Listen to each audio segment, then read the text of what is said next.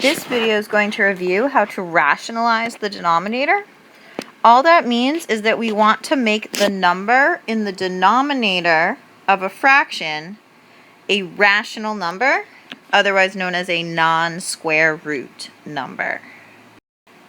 So let's look at how we can make a number like 3 divided by the square root of 2 a fraction without a square root in the denominator.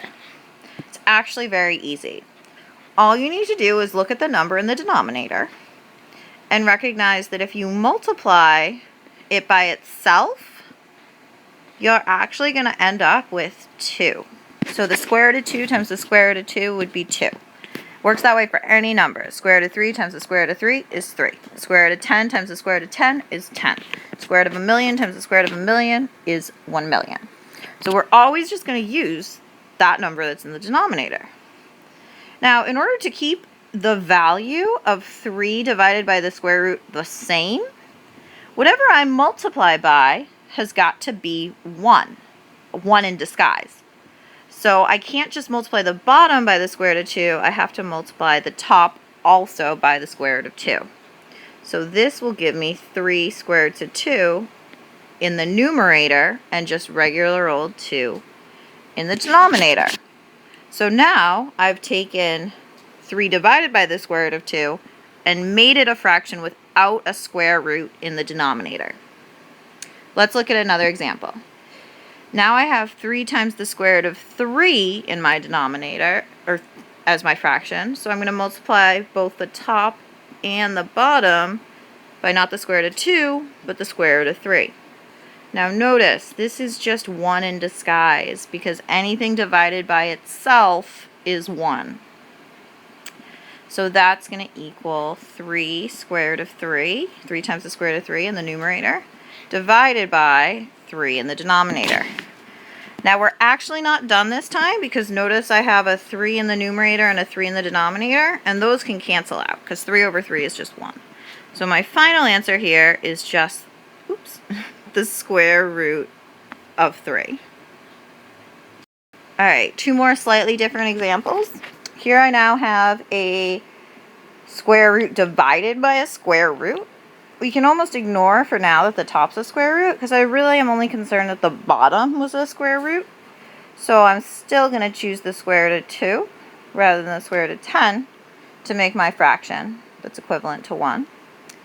And then I multiply across like I always do when I multiply fractions.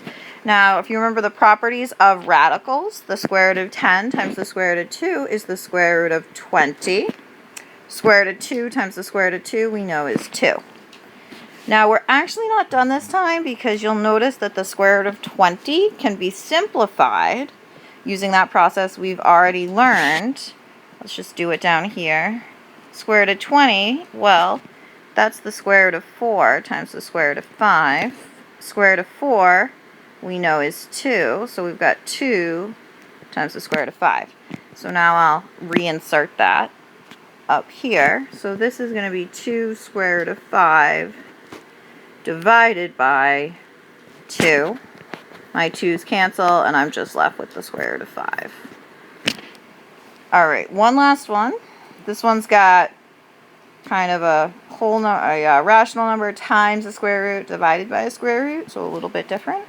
But again, I'm just taking the number in the denominator, and I'm going to multiply the top and the bottom by that.